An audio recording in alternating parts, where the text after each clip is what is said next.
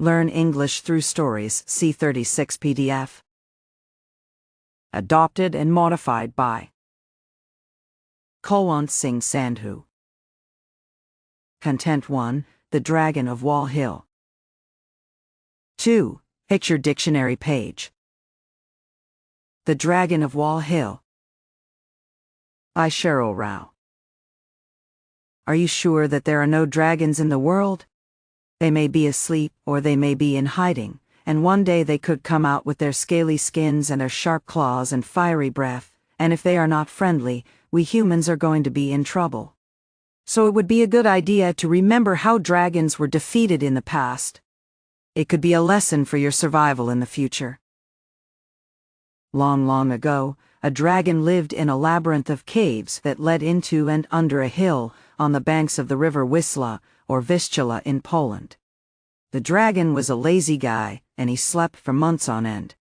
Then, when he awoke, he would go out into the countryside and eat as much as he could.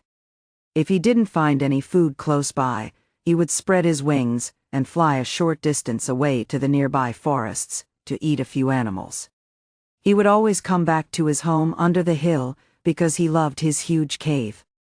He could spread his wings. He could roll about in it without bumping himself. When he woke up and was thirsty, there was water nearby to drink. He didn't want to ever leave this wonderful place.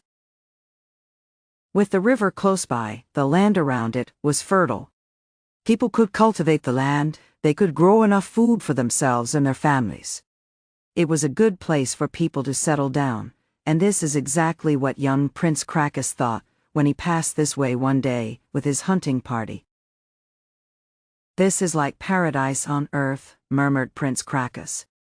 In his head, he could see a beautiful palace on top of the hill, and he could see a busy little town below, and farmhouses all around. "This is just what I was looking for.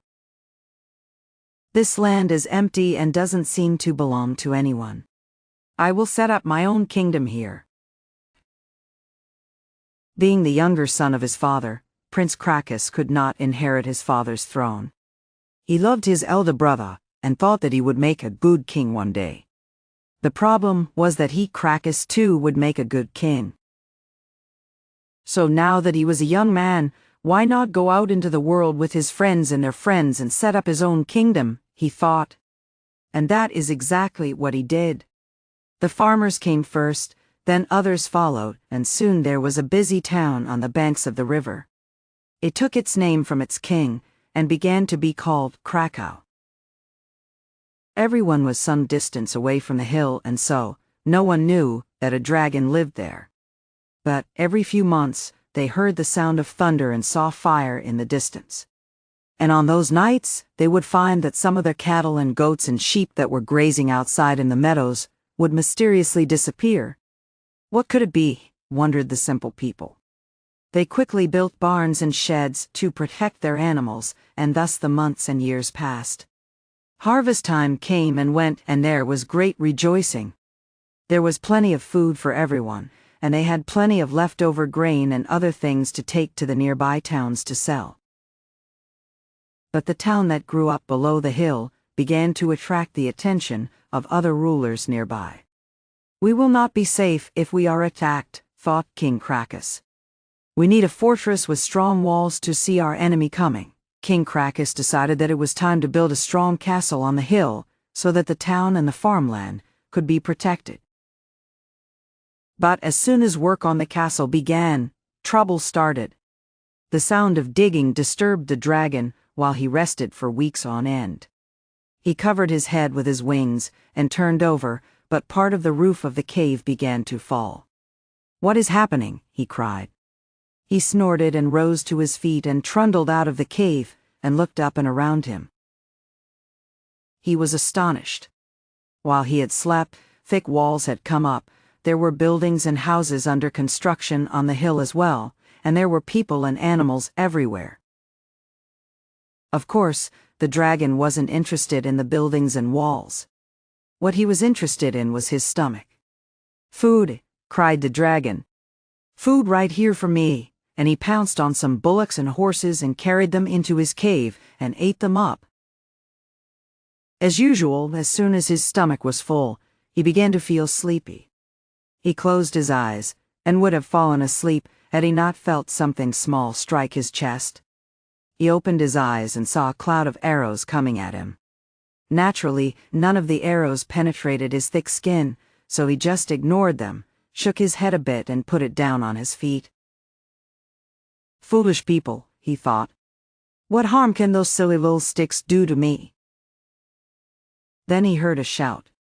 He raised his head again and found that the entrance to his cave was blocked by soldiers, with their swords drawn. More sticks, thought the dragon. He was irritated. He had eaten well. All he wanted to do was sleep, and these silly creatures were not letting him do that. The dragon lifted one foot and swiped at the soldiers. They screamed in pain, and some of them went flying down the hill, some of them fell into the water, some landed on rocks and hurt themselves badly, some rolled down the hill and landed in the bushes. The dragon came to the entrance of the cave, flapped his wings, and opened his mouth to show all his teeth. He roared and blew fire through his nose, and everyone ran away from him and hid. As soon as all the people were out of sight, the dragon went back into his cave, flopped down on the floor, and fell asleep. He didn't know that for the next few weeks there were meetings, there was planning, there was much talk. We have to get rid of the dragon, everyone said. How? Asked the soldiers. Our arrows and our swords don't do any damage. How do we kill him? Now that everyone knew there was a dragon in the cave, they began to watch out for him. The king appointed 3 men to note down the routine of the dragon, when it woke up, what it ate, how long it slept, and so on. And thus, they came to know that the dragon was lazy. He woke up only 12 times a year. Then he came out in search of food, ate, and went back to sleep. He didn't trouble anyone unless he was hungry. So why don't we make sure that the dragon remains well fed? Said one of the courtiers. If we keep his food inside the cave for him, he won't come out of the cave to kill any of us. That is a good idea, said the king. The other courtiers agreed. So did the rest of the townspeople. And thus, every month, when people heard a rumbling in the cave, they knew the dragon was hungry and would soon be waking up. Several animals were kept at the entrance of the cave. As soon as the dragon opened his eyes, there they were, and pop, they went into his mouth. After he finished eating, the dragon would slide down to the river on his tail, drink, wash up a bit, and then get back to the cave to sleep. All went well for some time. Then, the dragon got greedier. These animals are old and scrawny, he roared. Tasteless, there's no meat on the bones, no fat, nothing. I want to change, I want something better to eat. And the dragon tossed out the old animals and went roaring into town. There was pandemonium. Everyone ran for their lives. The dragon flew up and down, ran here and there, burning everything with his breath, but he couldn't find anyone or anything to eat. Everyone had locked themselves into their homes. So the dragon flew out into the fields, and there he came upon a group of young girls who were singing and skipping. The dragon flattened himself down and slowed his breath.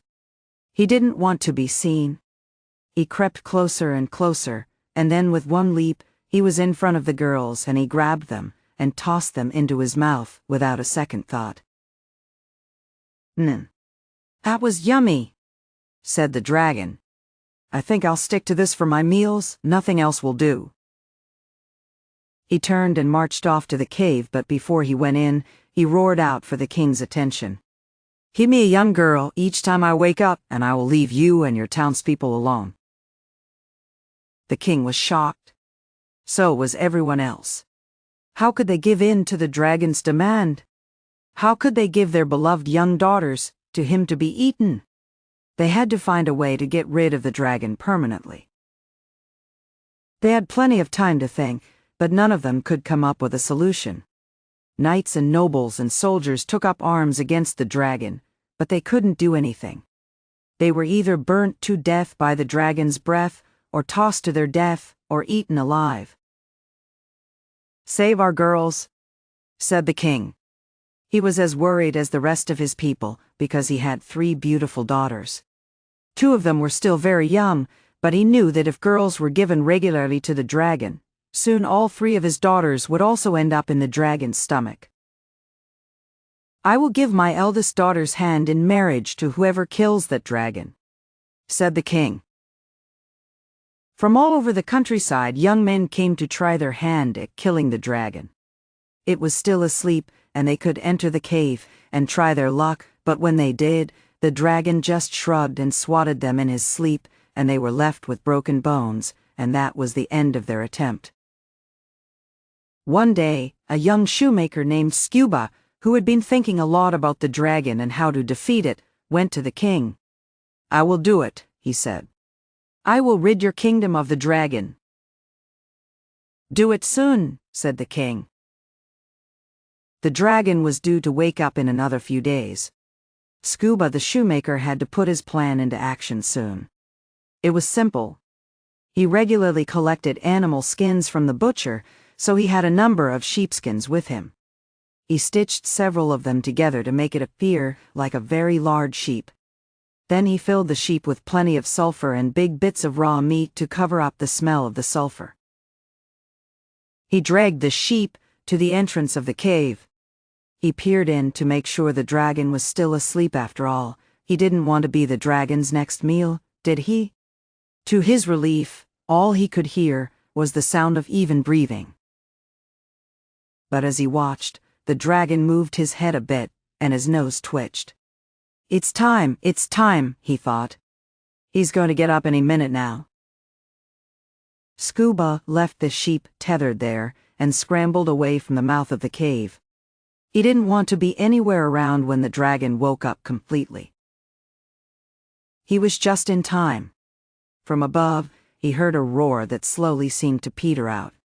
The ground shook a bit, and Scuba imagined that the dragon was walking towards the sheep. He was right. The dragon woke up and saw this large sheep in front of him. He took a deep breath and he got the wonderful aroma of sheep flesh, so he didn't think. He pounced on the sheep and popped it into his mouth, and after 2 quick crunches it went down his throat and into his stomach. The dragon sat down for a moment.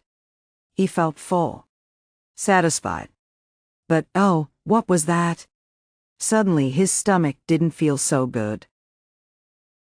"Oh my goodness, it burns," roared the dragon, jumping up and hitting his head on the roof of the cave.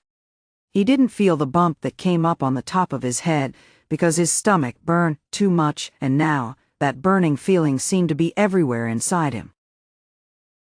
"Water! Water! I need water!" the dragon cried. He ran out of the cave and took a flying leap into the Whistler River. He didn't know that whoever lived within sight of the river was peeping out from their windows, watching as he drank and drank and drank. "Foo-foo," breathed the dragon. He sat back in the water and waited to feel better.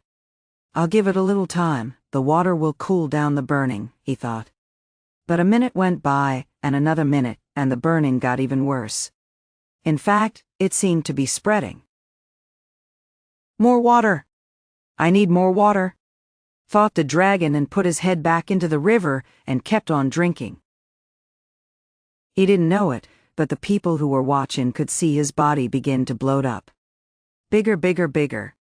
And then suddenly, when his body could take in no more water, the skin of his stomach and chest split wide open, and his insides came bursting out. Intestines, liver, heart, like a huge fountain, they flew up in the air with the force of the water in his body. The rest of him fell back into the water and lay still. The dragon was dead. The king and the people couldn't believe their eyes. They stood transfixed, thinking that the dragon would move again, roar again. But it did not, and they came rushing out, laughing and shouting with joy and relief. "You did it! You did it!" said the king to Scuba. "You did what our bravest warriors could not, You deserve to be a prince, and you will be when you marry my daughter." Scuba lowered his head and bowed before the king. "Your Majesty, I am truly grateful that you think I deserve to marry the beautiful princess, but I don't think I know how to be a prince, and I don't know if I can make a princess happy. Please, do not make me her husband." The king was dumbstruck. He couldn't believe that this young man was ready to give up the chance of a lifetime, to marry a princess, become a prince, rule a kingdom. Scuba went on, "Sire, all I want is for you to give me the skin of the dragon." "Done," said the king. "It is yours, do with it what you will." Scuba bowed and left the king's presence and hurried down to the river. There, with the help of his friends, he dragged what was left of the dragon out of the water. Then he separated the flesh and the bones from the skin, and took the skin home. And guess what he did with the skin? You're right. He made shoes. He was, after all, a shoemaker, and that is what he knew best. Today, if you go to Krakow and wander around the streets of the old town, keep your eyes peeled for shoes made of dragon skin. You may be lucky enough to find a pair that fits you. Dragon skin shoes give you special powers. What powers, you may ask? Well, you'll find out when you get those shoes. In Krakow today, at the base of Wall Hill, which some will tell you gets its name from the dragon Smock Walski, there is a statue of a dragon. From time to time, it breathes fire. In fact, you can program it to do that with your phone. On Wall Hill, at the entrance to the church, you will see some huge bones hanging on the wall. You will be told that these bones are those of a mammoth, a rhino, and a whale, but for many years it was believed that the bones were really that of the dragon. We ought to believe in what science proves, isn't it? So go ahead and tell yourself that those bones are not from the dragon that lived in the cave below Wall Hill. And don't wonder, as I do, whether somewhere in that cave there could be another dragon sleeping silently and waiting until it is hungry to rise and breathe fire once again. 2. Picture dictionary page.